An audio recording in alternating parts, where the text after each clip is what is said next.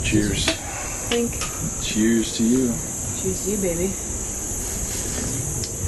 Well, this is the John and Tara podcast. I'm John. I'm Tara, in case you're wondering. This is a cast. Yep, podcast. Podcasting, yeah. So, yeah. What are we talking about today? Subscribe, like, share with your friends. You don't have to like it, just subscribe and share. Well, we had a lot to talk about on the car ride here. Did you have any questions? Well, I liked your questions. I Okay. liked your questions All I right, had last all week. right. I'll share my questions. Mm-hmm. So you have been doing the Wifey Wake Up podcast for Wifey School, so at wifeyschool.us, and you are talking to anybody that is looking to have a relationship that leads to marriage. The reason to date and all that kind of stuff is to be on track to get married, or if they're already in a marriage and they want to prevent having issues, or they're already having issues. I was going to get there, but yep. Okay. So you're primarily talking to people that are trying to have relationships that lead to marriage, and if they are in a marriage, yes, then are there solutions for the issues that they're having, or whatever it is they're trying to do, and whatever issues come up in marriage. And so recently you've had a pretty good surge of sign-ups and that type of thing, and you want to be more in the picture than you're ready. No, it's more my neck is exposed to the sun, and it's going to keep going that way, so it's going to get worse, actually. Come over here. We'll move this, and there we go. You good? It's still hitting me a little bit. We go to sleep. Yeah, we can go. Thank you. We can go.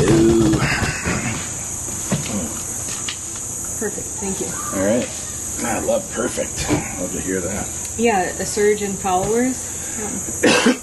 Yeah, you've had a surge in followers, and so you're doing a submission series. We did a submission series on this podcast, and you're basically replicating that from your perspective and kind of maybe breaking things down and maybe simplifying a few things, maybe adding a few things for your audience, and that's going to be a for sale series. And so I guess I could ask you a couple questions about what is it that you are initially trying to do for people? Initially, what is the initially? Yeah. Well, initially, what are you trying to do? Because you can't just launch into, I've been married for 24 years, and here's how you have a 24-year marriage. You got to walk. It's baby steps, right? You don't start out getting married going, wow, yeah, in 24 years we're going to be there. So what do I want for them initially? Okay. I'm not saying anything else. I guess. Well, what is initially modifying? Okay. So initially what I am doing is just putting some things out there. And this is going to end up being more of a business, coming from the business angle. But I'm putting out my content of concepts and principles that I think are very important that I learned in our 20-some years of marriage, and just putting them out there for I see you more telling stories, saying this happened and here's what I did, and these are some things that I would... That's the method that I'm relaying the information, yes. Good. Yep. Congratulations. Are we done talking about that now? See, this is how you have a 24-year marriage. You understand each other. And you're patient. Patience is number one. Definitely.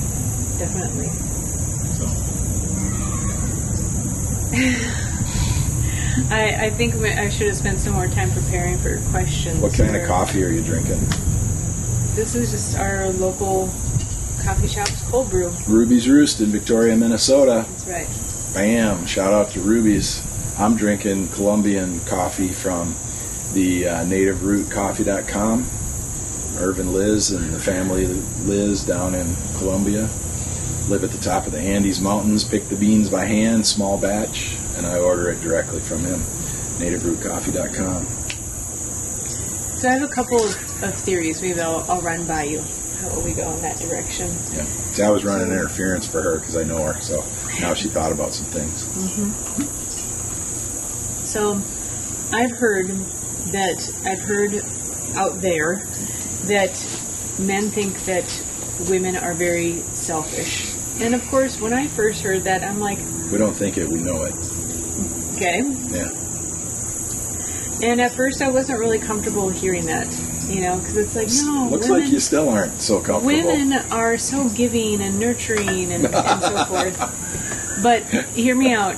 I think that I do think there's a biological reason that women are about getting what they want. I think that laugh I just did is going to become a sound effect that people are going to use in memes. And my theory is that women are ultimately like selfish, I'll say. Even when it comes down to I want to have this home, or I want to have more space, or I want to have a nicer car, or I want to have my own space. I don't want to share, and I think I can break it down very simple for you, and then you can talk for an hour.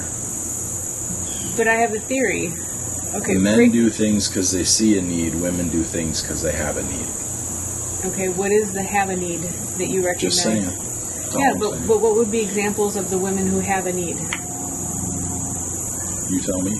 Well, that's where my theory lies, actually, because I think that exactly. I think it actually is a biological cue to women, whether they have kids or not. It's a biological cue of I need to get those berries in that section for my family. And it might be extended, like they have generosity that goes out, maybe this far. But it's usually like, I'm going to keep this to me. And I want to have the safer plot for my... It's natural. It's indicative of the metaphor of the human body. Men spread their seed, women collect the seed. Right? Yeah. Men are sowers, women are reapers. So I think in this modern day where you can really have so much stuff Grim Reapers. Hey, red pill guys. Go ahead. Grim Reapers? Grim Reapers. What's that? Don't worry, everybody else will get it. Grim Reaper is the angel of death. Oh. So women are reapers. Yeah. I'm identifying with my red pill brothers. I thought you didn't like red pill or those labels. I don't like any of the labels. Yeah. Just saying. All right. Calling you out. Good job.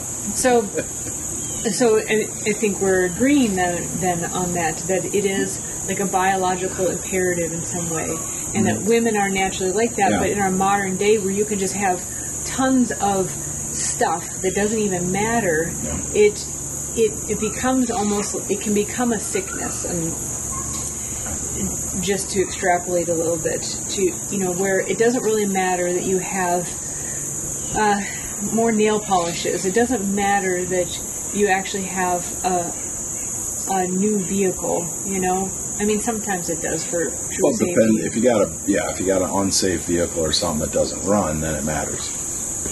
So I think it's like men will get vilified for their sexual desire, right? That they're very sexually forward in their desires for women, but it's like it's a natural thing. Now it can go too far, right? If they're here's where it falls apart.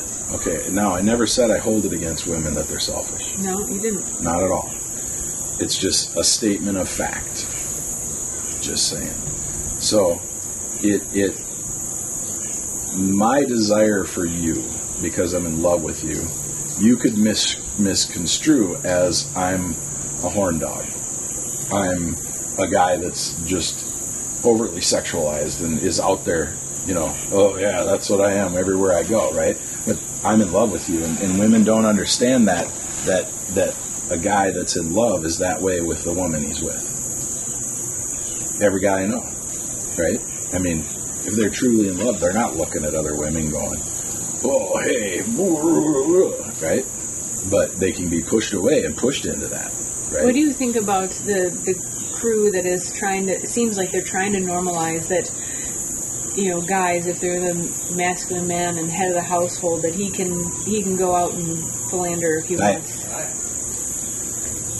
Well, that's exactly what it is. It'd be philandering. It'd be cheating. It's not the societal norm. There's always outliers that are going to try and affect the norm, right? Mm-hmm. I call them, there's change agents out there. You know who you are, and you know why you're doing it.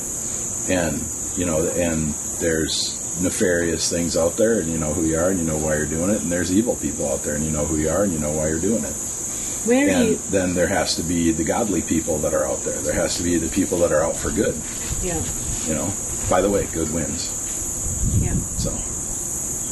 Where do you think it goes too far?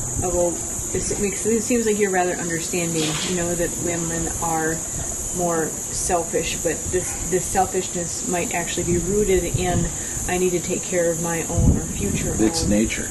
It's rooted in the nature. Where do you think in real life, in our modern day and age, you can use me as an example, as a hypothetical, I always do, or a reality, where does it go too far?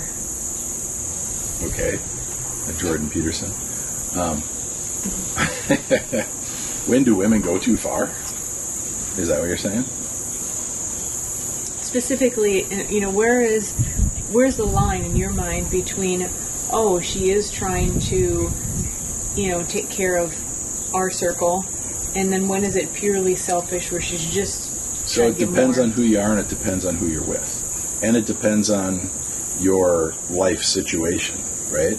If you and me, the way we are right now, empty nesters, no kids, and you're just started accumulating shit, right? You're just like, I need this, I need that, I need these 25 knickknacks, I need all these things, I need how I love knickknacks. I need backyard windmills, I need front yard ceramic animals, I need bird baths, garden gnomes, I need whatever, I need a new car, I need another car, I need a boat in Florida, camper. I need a boat, I need another camper, Depends on where you're going. Yeah, that's too much, right? I mean, if it's, hey, should we upgrade our camper? Or, hey, should we upgrade our vehicles? Or, I'm going to do a couple of raised beds in the garden, and I'm going to put a couple pinwheels because it keeps the birds away, whatever, right? I think if I was like, pinwheels are okay. I have a watch. This is a Pro Trek. Yeah. Pro Trek Casio. Sun powered. Yeah, Casio. It matches my shirt, kind of. I like that color, actually. It's a really pretty color. And it brings out my eyes. Handsome color, I should say. My goal is to be pretty. So, if I wanted 10 watches, if I wanted, all this stuff. Now, watches... 5 is okay. No, watches, but once you start going over 5... So watches can be a... thing? No, they can be an investment. Really good, expensive watches generally go up in price. And kind of like property, and if you buy a limited edition car or motorcycle, 10, 15 years from now, you might be able to sell it for double what you paid for it. If you keep it in good shape. You can't drive it a whole lot. You got to do all that kind of stuff. But, but if it's beyond your means and it's out of your wheelhouse, then you got to kind of rationalize. We know people, I've known wives who just purchase nonstop and overspend, and because they're addicted to the purchasing. Yeah. And that's not what we're talking about. We're talking about, are you gonna gather for your family? Are you gonna gather for your... No, I think they're related. I think it is deep down it's an instinct, like the men who are very sexually aroused very easily, attracted to women. I think it's based in an instinct, but there is a point where it goes too far, right? And so here's another example, though, like you bring up watches or vehicles. Let's just use the equivalent maybe in the women's realm, which is jewelry. There was a time, there are cultures that would actually make like gold rings, and how your wealth was demonstrated by how many gold rings you had around your neck, or you would wear your wealth, mm-hmm. right? And you'd go out and you'd clip off a little piece of gold, and that's how you'd pay. And so that's like legitimately, that's an investment. That is money, right? But today, you can easily buy jewelry, and it does not appreciate, if at all, for years. Because there's such a markup, that's not the same, right, as investing in gold. But you might say, okay, I got a Tiffany ring, And so that will tend to retain its value. Well, if you better. needed 14 rings, or if you needed, and then you got $150,000 What's the magic in rings. number is what I'm asking. Like, what's the okay number One. for Tiffany rings? One, okay. You only need one ring, and that's your wedding ring. No, yeah, I don't know. I don't know. You know, it depends on the person's lifestyle, what they want to spend their money on, their values, the amount of money they have, that kind of. It's all relative.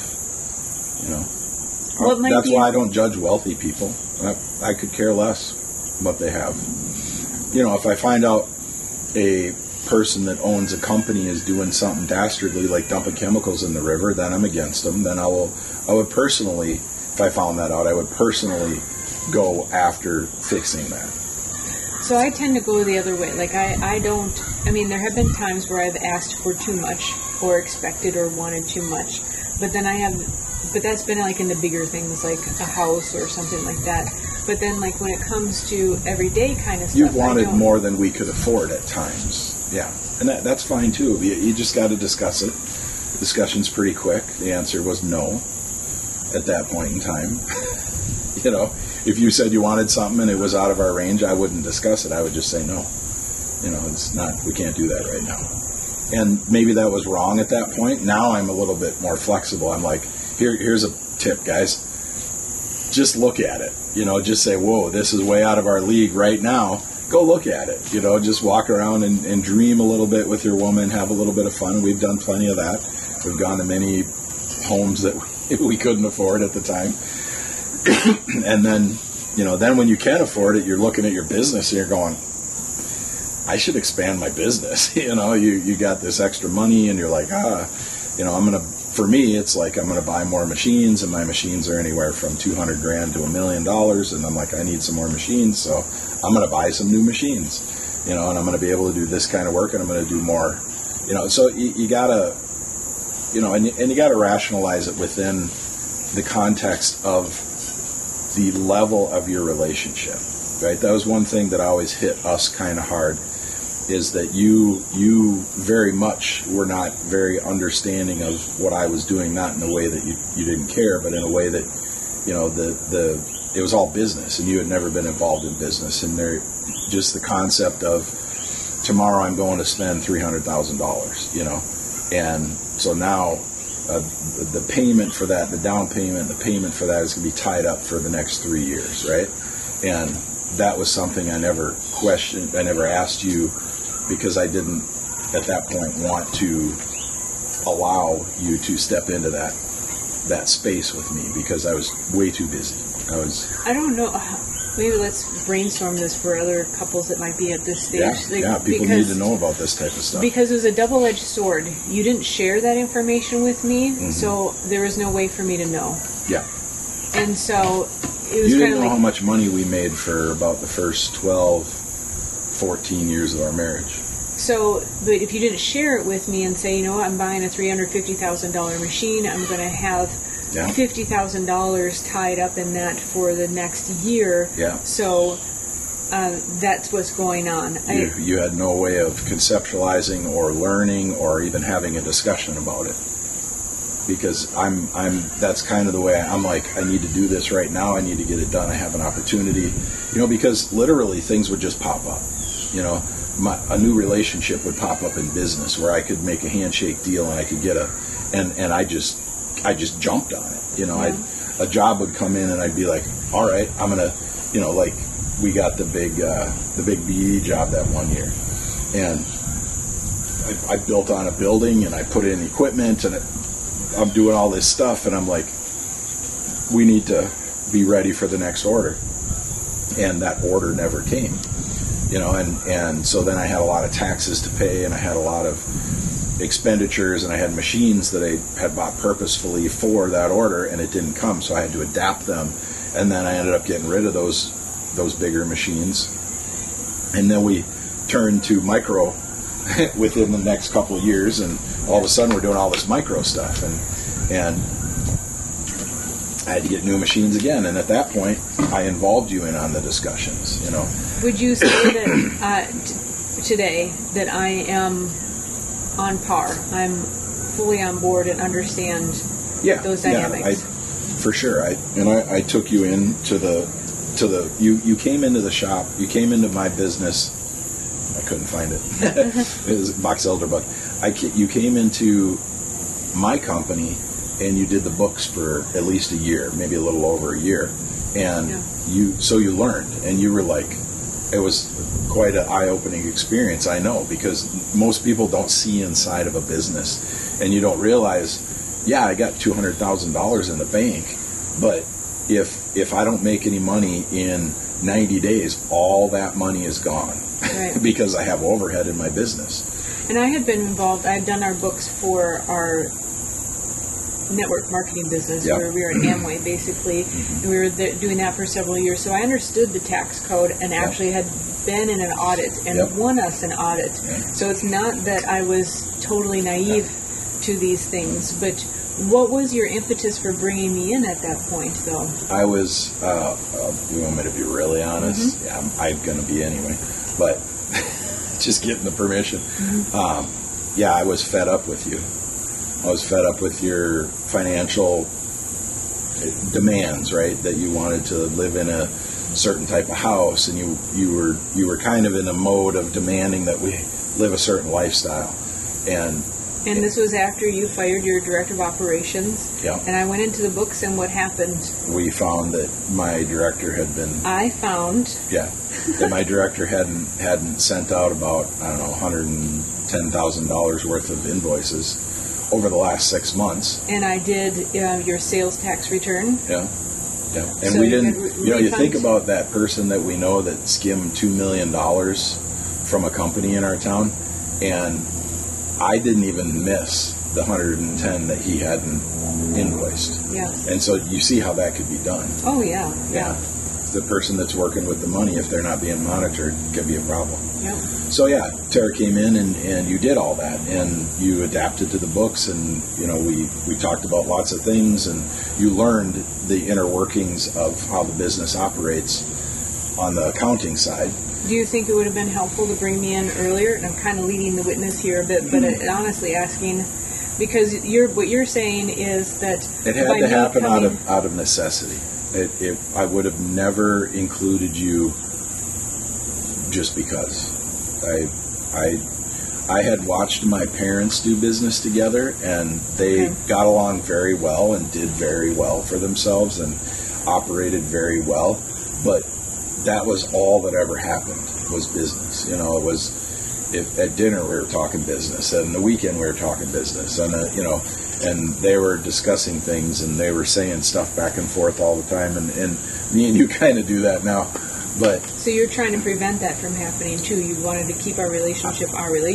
I wasn't trying to prevent it. I was just thinking that things could be different. Like, I could be successful and have a business, and I could come home and leave work at work, and then be with you, and do our thing, right? Do whatever we're doing, mountain biking like this afternoon, going to dinner, going out, to the, taking, our granddaughter out now, doing that kind of stuff, instead of, we've got this huge thing coming up, and you're like, well, if I don't get these things done and you're doing that, then we're just like coordinate business constantly, and I didn't want to work with you in that way, I like working with you like this, right?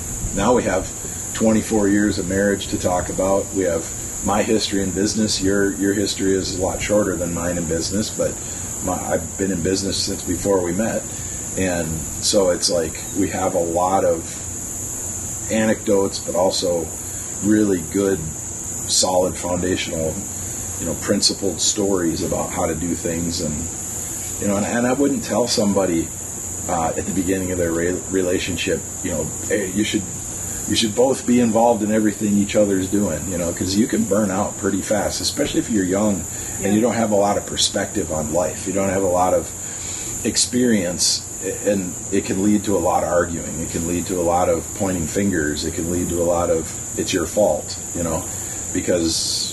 That's my favorite saying. I love it when you don't say that. Well, this is actually news to me. I didn't know that you had been protecting. What I hear is that you're saying that you were trying to protect our relationship from being all about business. But at the same time, it was by not involving me, I wasn't able to see from your perspective. I wasn't able to understand what you were going through, because I think it was a dramatic and pivotal point when I did step in and I saw it as helping. Like, I was raring to go. Yep. Like, I was like, we're going through this tough time and I can help here. I've done books, and I had more motivation than anyone, really. Maybe someone coming in trying to prove themselves in a new job might have had that, but I was extremely motivated, and it did help me to see better what was going on, and helped me to be truly, genuinely understanding. I was at a point in business where, things had been going really good for a while, and then some people got greedy, some people got jealous. I had a great group of guys, and individually I had great relationships with all of them, and some of them had really good relationships with each other, but then there was it just, like people do. People get a little restless, people get a little this, a little that, teams start forming, people get to know each other a little too well, and, they don't see that they're 100% invested in the other person's success. That's what I always really tried to teach, is that if your coworker is doing well, you're doing well. Mm-hmm. And the more you can help them and not worry about any other things, the better off everyone's going to be. And you can only do that if people live it. You can't force a culture on people. You could talk about it, you can teach it, you can show different things, you can share different things. And if somebody gets it in their head that they should have more than what they have, and they start getting bent out of shape over stuff, then it just is what it is, right?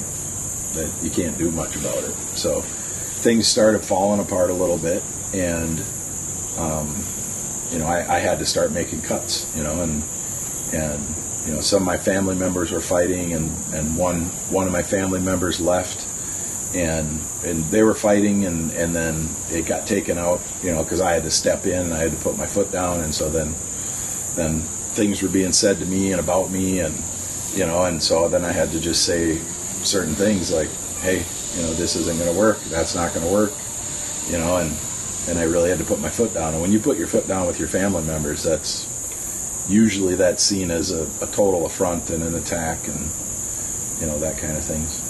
So yeah. You talk for a second. I'm gonna save a caterpillar. Okay. Well, like I said, I found it interesting. I hadn't, all of our discussions understood that you were trying to protect our relationship in that way. And as you walked away, I forgot the other. Sorry. It looks like you got away. I was crawling on the cement in the sun. I didn't want him to fry. Okay, good. He's a little woolly bear. So anyway, I think, then I let my director go. And I was running things for quite a while. My brother had left. My son was in and out. And, I was overloaded because I still had a decent amount of guys in the shop. I had like 13 guys, and then I had 10, and then 8, and some guys went and started their own businesses, which I support. And I was doing everything that my director was doing, plus I was being the owner, plus, getting back to quoting and talking to customers and doing all that. And I hadn't fully extracted myself from that role, but I had to go back into it fully. And then, like you said you could help. I said, yeah, I need it. It's a big deal. And I saw it as an opportunity for you to come in and see how the back end of the business works or doesn't work, depending on what was going on. And you learned a lot. We came together on that, and I felt a lot more confident talking. Oh, there he is. Felt a lot more confident talking to you about stuff. So what I was going to say is that, going back to what is reasonable to ask for. And so before that, since you weren't communicating with me what the financial situation was, it was literally week to week, but at the same time, you were still buying vehicles for cash, but like groceries was week to week. And so it was really hard for me to decipher where we're at. You know what I mean? And Save the caterpillar. So if I, was saying I'd like to live here in this kind of home, well, you just bought a vehicle for cash. This has got to be. Why can't we have a house? Yeah. Right. And so what I'm saying is that it's helpful for a woman, and women, I say you have to be very reasonable as well. You can't just be acting and reacting on emotion.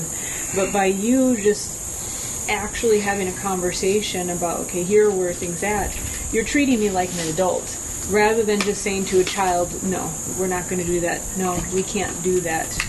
Yeah, I didn't see it like that. I didn't see like I was talking to you like a child, but maybe I was. I didn't look at you that way. I looked at what I was doing, what I was working towards and trying to develop, and it's had a few iterations now, and I'm a very here's what you're going to get if you're with a guy that is a business owner and a very determined business owner. Being supportive, asking the right questions. You also in the past 5 years or so, you've shifted the way you talk to me.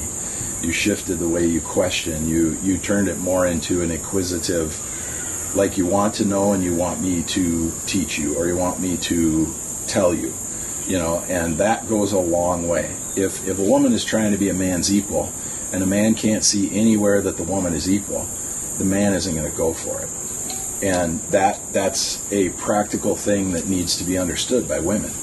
That you're not just equal because you exist. You're not just equal because you're married to a guy. You're equal if you're doing equal things, right? You remember when we were sitting, okay, this is going to sound terrible, but I'm going to tell it. So we were sitting with a guy that we knew and his wife, and they wanted to talk business. He wanted to illustrate a business he was talking about, and he wanted our input because we had been talking to him about certain things, and I really had shot a ton of ideas about how he could do it. And he's like, okay, he brought his wife, and his wife managed a big budget at a big company. It was like a $63 million budget at a company. It was like 13. Well, 13 million. Okay, 13 million. I deal with a lot of people that deal with a lot of money. So she was managing a $13 million budget, which is huge, right? Mm-hmm. And she would not let him get a word out. And I actually looked at her across the table and I said, you need to shut the F up. And I used the F word. And she looked at me and he looked at me and she shut up and he started talking, and we never had another meeting with them again. And, But why did you feel compelled to say that? Because there's a reason why he's not successful. And it was because of her. It's because of him, but he was allowing that. He, instead of prepping for the meeting and saying, hey, I'd like you to sit back and listen to what I'm saying and how I'm setting this up. But she just was like, well, I manage this budget at this company and I do this and I do that and I blah, blah, blah. And she just wanted to present and say things. And none of the stuff she said made sense or worked in the context of which we were talking. And so finally, I just got fed up. I'm just like, hey, I'm personally taking my time to sit here and talk to your husband about a business, how he could expand his business, and all I saw was what she was doing to stifle it. And I'm like, first of all, I am not going to sit here for this, whether he wants to or not. I am not going to sit here for this, because it's a waste of my time. Well, literally, because you're it for your thoughts and opinions, not to listen to. It's not even that I think that my thoughts and opinions are better, which they were, but I don't go in there going, I got better thoughts and opinions. I'm just going, what you're talking about is a load of crap, and you don't even know how this should work, and you're just like, bah, bah, bah, bah, bah. Not you, but her, right? And I'm going, well, nobody else is saying anything. And she's not conceding or slowing down or anything. So it's just like, hey, this is the way it is, And if he wanted to work with me, then he should have he got to learn how I work, and I don't sit and listen to a bunch of freaking pablum for an hour, and hey, dude, you know what? Call me. I mean, you want me to write up a business plan? I'll do it for you, but I'm not going to sit here and listen to this, and she's shutting him down and all, and I'm going, we left and I said, well, he'll never do it. He'll never be successful with it. Not with her in his corner. It's way too domineering, way too bossy, too boss-y. And I think a lot of guys don't see that. They think, well, she's a woman. I have to let her say something. And I think it's like this is going to be bad too, but it's like having a dog that you just let bark at people every time it comes to your house, every time they come to your house. And it's like, oh, he's okay, he does that. He's okay, he does that. And it's like, well, no, he's been trained to do that, or he has not been trained not to do it. And I'll equate men, women, and children and everybody to dogs. If you allow somebody to do something and all you do is praise them, oh, thank you for your ideas, I'm not going to use one of your ideas, but thank you. That doesn't service a person. That doesn't help a person at all. You need to give a person constructive criticism. You need to tell them why. And that was his job for her, not my job for her. Right? That wasn't my job to teach her. It was his job to teach her. And, he could have said, hey, this is the first time we're talking, let's just listen to John and Tara, because you guys have done all this internet stuff, you guys know. And John, he used to program websites back when you had to use HTML, back before there was all these, code aggregators and all these plug-and-play systems, and so I want to hear what John has to say, and he should have done that, but it is the way it is, and that's okay. And given that and given other things that I know about them, I don't want to be friends with them anyway. So what compels you to listen to me? I love you. That's it. I mean, within the last 5 years, you've become somebody worth listening to, and that's not an insult. I mean, I love you. I married you. I would listen to you about a lot of things, but there's a lot of things that you also, when we first got together, you needed to learn. You needed to get over. You needed to... Like what? Family bullshit, right? Problems, literal problems, like coming to our door. Literal problems, through phone calls and things like that. Are you saying I was actually able to handle them? In the beginning, you weren't. But the change was I was able to handle them, or handle them better, so therefore my capacity was greater. Once you got rid of that as a problem, once you stopped being frantic and stressed and having problems within yourself over it, then you became, right? There's like, if somebody's just staring at a TV and someone's talking to them and then they go, well, I didn't hear you, what? Whose problem is that? Right? Well, it's both persons' problem, right? The person over here talking sees them staring at the TV and probably knows they're going to say what, and then probably is going to get mad at them for not listening, but they've probably already said it many times. Once you get rid of that kind of dynamic, like, you'd know that if your family called, you were going to have a problem, but you'd still answer the phone, right? And you know that if you went in to talk to them about what you wanted them to try and change, you knew it was going to be an issue, but you still went after it, right? Now there's a level of that you need to do. You need to try until you can't anymore, until it's just done, right? So you changed the situation. You weren't talking to the person while they were looking at the TV anymore, and you weren't the person staring at the TV when the person starts talking, and pause it or mute it and turn and listen. You started doing both positive things, right? You would ask the person to shut the TV off before you talk to them, and then you can get your message through, right? Or you'd wait until they weren't watching TV. The analogy is that you stopped banging your head into the wall because it's a wall, and you open the door and you walk through it.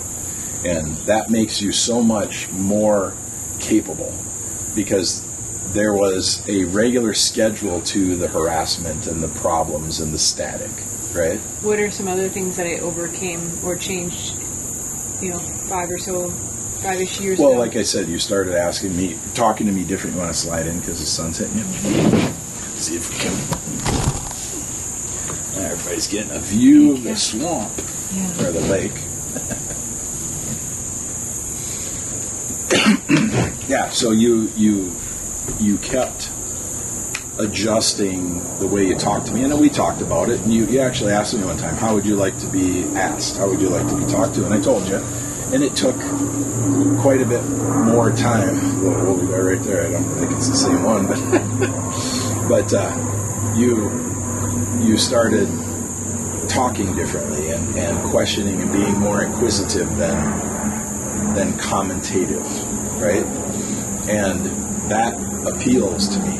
And you got into a lot of other things, like, what are my, what are my charts? What are my numerology? What are my astrology? What are the things? I don't think that actually helped, honestly. I think that I was into that years beforehand, but honestly, I think what helped was, I think it was more Jordan Peterson type content. Oh, good. Because it was Jordan. Yeah, absolutely. Because it was more basic and practical. I think you can go down You're way off the camera now. I think you can spend a whole lot of time figuring out your Enneagram, your numerology, and astrology, which is helpful to a certain degree, but it's not helpful to make the change. And what instigated the change for me is I kept hitting the wall, and I was fed up with it, and I was realizing that what I was doing was not working, and so I considered, well, how about I just ask John what exactly he would be more receptive to, and I'll just see if I'm willing to do that. It can't hurt to ask, and if it's reasonable enough, I can try it. Yeah. I think that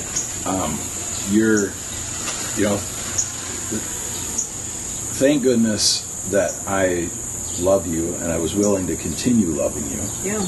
And thank goodness that you love me and you're willing to continue to love me and to try and adapt and change. Because, if somebody thinks somebody's doing something wrong or doing them wrong, right? That's like the main catalyst for then picking apart everything else, right? Right. Because there are a ton of stuff we could pick apart in our relationship, but it's not worth it.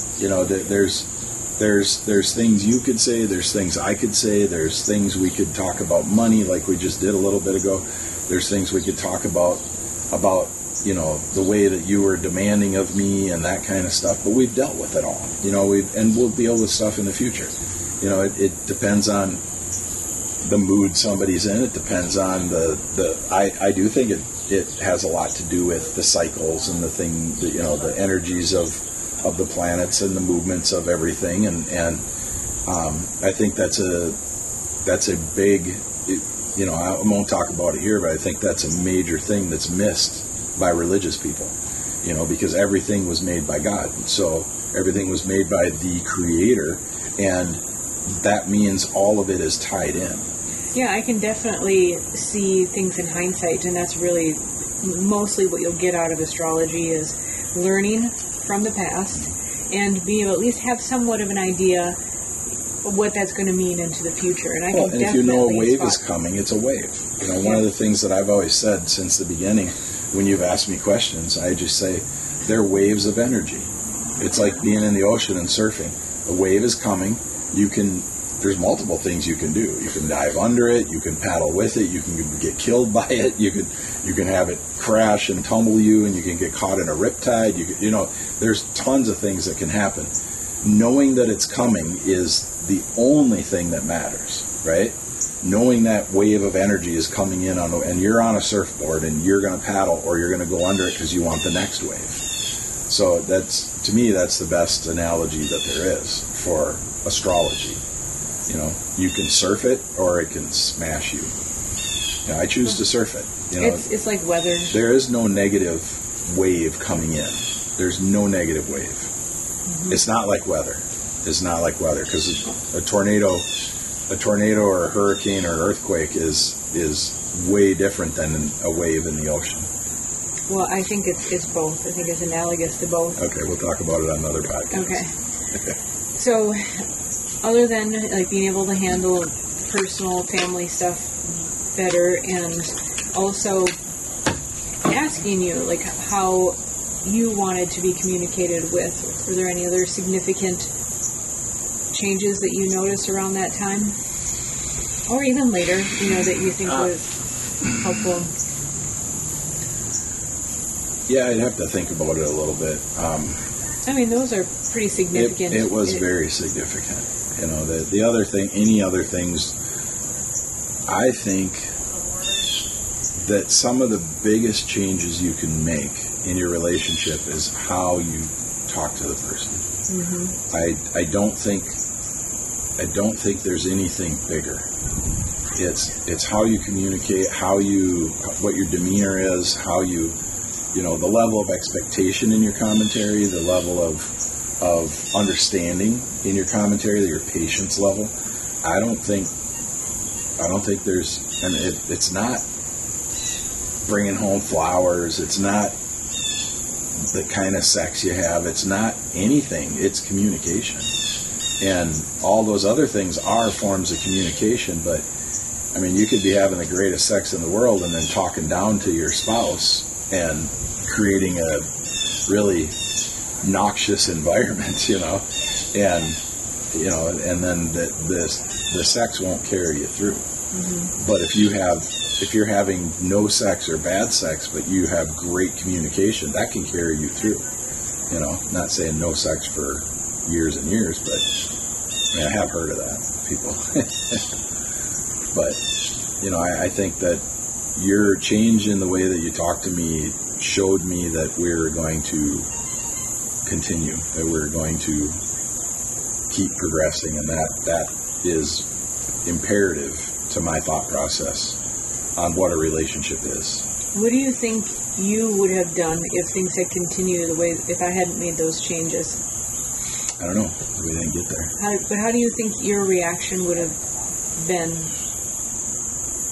over time? Well, if we remember back, I had put my foot down about a few things, and I had said a few things that I wasn't going to discuss with you anymore, and ways that I wasn't going to discuss them, that they had to change. And because I think,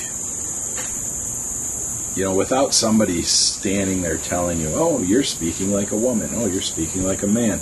We sought out that kind of information. We listened to John Gray, Men Are From Mars, Women Are From Venus, and all his other stuff, and that is brilliant work. We've listened to, more recently, in recent years, we've listened to Jordan Peterson. Brilliant work. We've listened to other kind of male-female communicative people. I think for the most part, those two guys, and I can't think of other guys off the top of my head, really got it down about men and women. And I haven't found many other people that are really worth listening to. I found people that I have listened to that I have listened to some of their stuff, but I found that they're lacking. They're kind of on the trend, but not really deep, don't really have a handle on it. And they're probably reading a lot of the literature that's been put out by those two guys I talked about. So yeah, I think you really,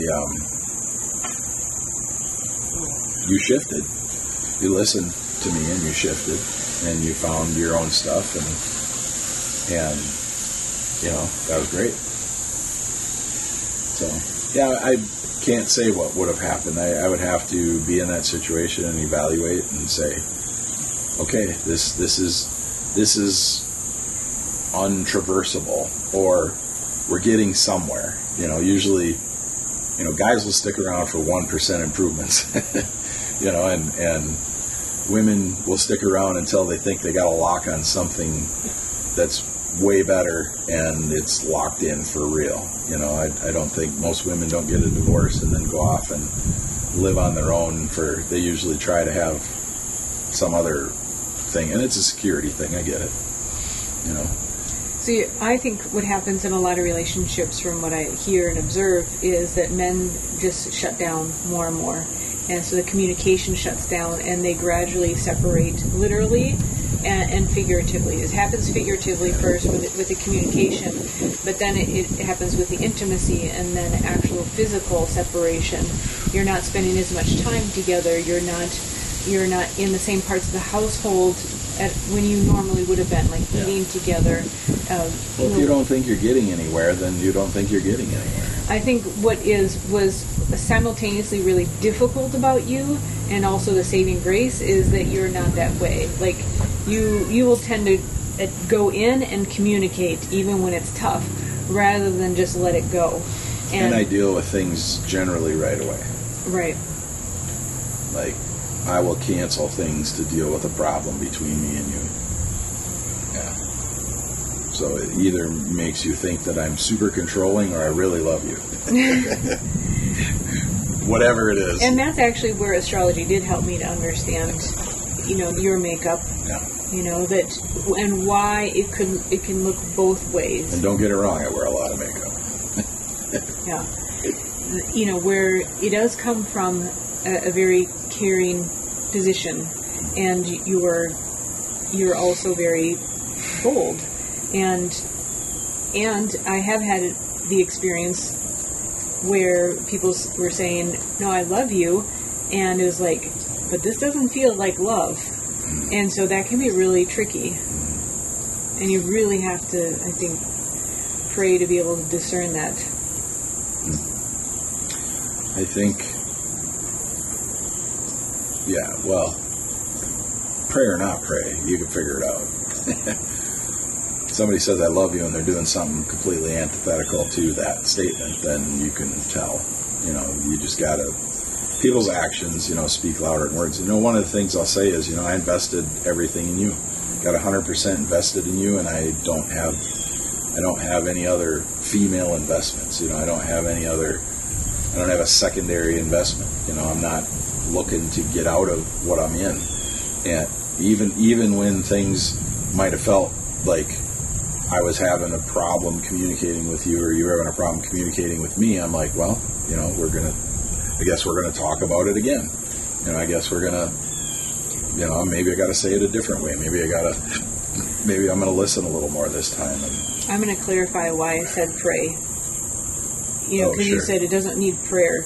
But for someone who grew up in a household where your literal psychological gaslighting happens, it's not as clear. Yeah, because you've always grown up with, I love you, and the actions say otherwise. Negative actions, yeah. Or other words that literally say otherwise. And so for you, it's very easy to discern.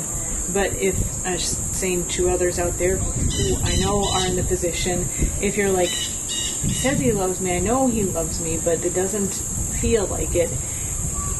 If it is confusing, I would say pray about it for the discernment. Yeah.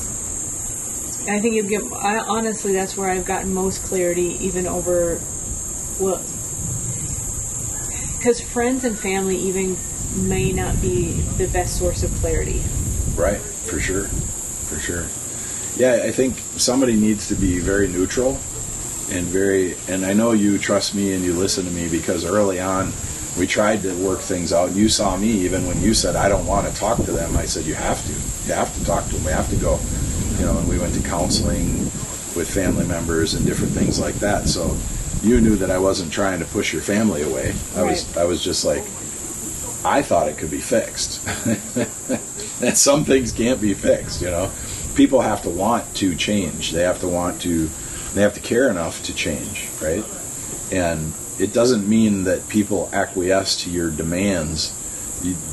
The change has to be seen as, I am saying one thing and doing another, and so, and then you just gotta, that's the discernment, right? Very different. If somebody says I love you and then they smack you, that's not love. And people go, yeah, but that's, like you said, that's what they grew up with. They might think that that's love. Well, come on. Well, that's very overt, but yeah, and so I'm not saying that happened to you. I'm just saying, if somebody says I love you and then they insult the crap out of you and say stuff about you and to you and about you to other people, at some point you don't really need to go to a counselor to figure that out. You gotta just say, I can't have this. If I did that to my coworkers, how fast would I be called into HR? You got to take somewhere else in life that is different and just say, would that work if I did that on the street? Complimented somebody's shirt and then pushed them down, or complimented their shirt and turned to the next guy and said, "Oh, look at that fat slob," If I did that, would I be seen by that person as someone that actually gave a genuine compliment? These types of things are not difficult to figure out when you take out the context and put it in somewhere else, right? Mm-hmm. And that's what people need to do. That's my advice. I mean, no matter what situation you're in, can that situation exist everywhere you go in life, right? If it can't, then it's not good. It's not proper. It's not, I mean, there's ways. It's like A/B testing, right? You're like, test this there and test that there and try this there and try that there. Which one works and which one doesn't? And so. Yeah. So going back to women being selfish, apparently. Oh, is that what we're talking about? What has been challenging for me also is I've had to, like, how am I going to say this? I don't think I'm not an overconsumer. I'm not a big consumer type person. No. I mean, I have clothes that I've had for 10 years easily, and sometimes more. It's because you're not wearing them all. Well, but I could easily just say I want something new. Each year I want a whole new wardrobe, right? But to me, it just doesn't make sense. But part of that is also, I think, again, the upbringing is a part of it. And we always had a safe, comfortable place to live, food on the table, we had decent clothes. We never wore rags or, raggy clothes. Oftentimes had new stuff, but the budget was always tight. That was what we heard growing up. The budget's always tight. And so at a certain point, instead of just being told no, I'd hardly ever ask. And I think you learn how to just be that way, And well, I was told no a lot too. And my parents always knew what I wanted. But granted, I'm not complaining. I'm just, realizing. Not saying you're complaining. Realizing how you grew up. Just anyone who's listening out there, I'm not complaining. I realize that it's created very good characteristics in me. But you also have a more forward personality, and so I don't see that making you. I'm a guy. If I want a motorcycle, I'm going to go work to make the money to get a motorcycle. You're also the John Bachman guy. I mean, it's just your demeanor. I think most guys are that way at their core. They know that if they want it, they got to go work for it, right? Now, when I was young, I asked my parents for things too. I got said no to 90% of the time because I asked a lot, right? Well, there's that too, right? And my dad told me when I was 14 and a half years old, I had a motorcycle, and I was burning through. Now, granted, gas was like $1.02 back then, but I was burning through it, and I was filling up my motorcycle 6-7 times a day, and I was going everywhere. Mm-hmm. And finally, my dad said, "If you want more gas, I'll fill this gas tank up once a week." And I'm like, "I go through 7 of those," mm-hmm. And he's like, "Well, then you got to get a job." And I went out and I tried corn tasseling. I didn't like that. I worked for some farmers. I was baling, and that only lasts a certain amount of time. You go out and you bale for a couple of weekends, a couple of weeks, couple of weekends, depending on what's going on. Mm-hmm. And so that wasn't a lot of money. So I went and got a job in a machine shop. and there was a machine shop not even a mile from our house. And so I found that place, and I went and got a job, and then I could buy my own gas. And I worked there and until I was almost 16, and then I didn't like working there because the guy was mean, like super mean, like screaming in your face mean and that kind of stuff, and always telling you if you don't like it, get out, that kind of stuff. And so finally I did leave, and then I went, my next job I think was at the grocery store. So yeah, so I went out to make my own money. My dad directly told me, he goes, if you want more, you got to go work, and I didn't cry, I didn't whine, I hadn't thought about it, I wasn't like, because we lived in the country, it was different when we lived in the city. I was able to go to people's houses and mow their lawn and shovel their driveways and all that stuff. Mm-hmm. We lived out in the country, and there wasn't hardly any people out there, and everybody had tractors and blowers there was no asking them if I could clear their yard or their driveway. So yeah, and I had a snowmobile in the winter, and I wanted gas for that. Mm-hmm. My parents did buy my snowmobile and my motorcycle, my first ones. So got my snowmobile right after I recovered from mono. Yeah. What, you had a kitty cat when you were much younger? Well, I had a kitty cat. Yeah, I'm talking my first real snowmobile. Okay. Yeah. My first real snowmobile was a Jag 275. I had a Skidoo one lunger with the carburetor right here, and whenever it backfired, punched me in the stomach. That had bogies, so you could drive that sucker in the summer. Bogie wheels on the track, and they had a kit. You could put wheels on the front, and so you could use it like a four-wheeler. They could drive around and pull stuff. And so. Did it tear up the yard? No. No?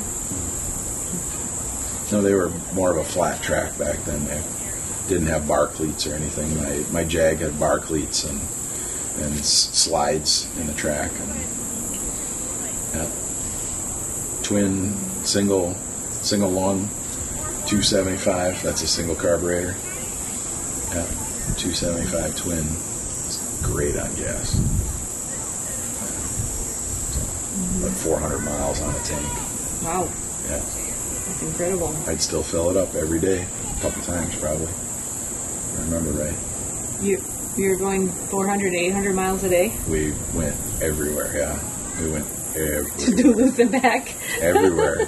Mostly up and down the river, but yeah, we went everywhere. Wow. Yeah. Well, you spin a lot too. Oh, okay. When you're wide open, sense. Everywhere you go, the track is spinning. Okay. Yeah.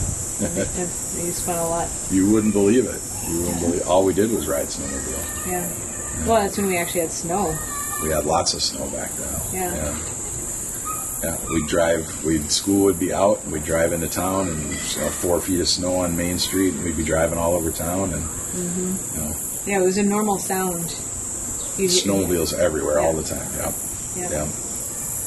Yep. You'd drive by the bar, there'd be snowmobiles. You'd drive by the grocery store, there'd be snowmobiles. You'd drive by the farm supply, there'd be snowmobiles. Drive by the school, there'd be snowmobiles. Yeah. Lots of snow, lots of fun. Mm-hmm. Good times. Yeah. Well, how about we wrap up there? Those are good memories to end on. And that's how you stay married. Tell stories at the end of your arguments. Good one. All right. Subscribe, like. Bye-bye.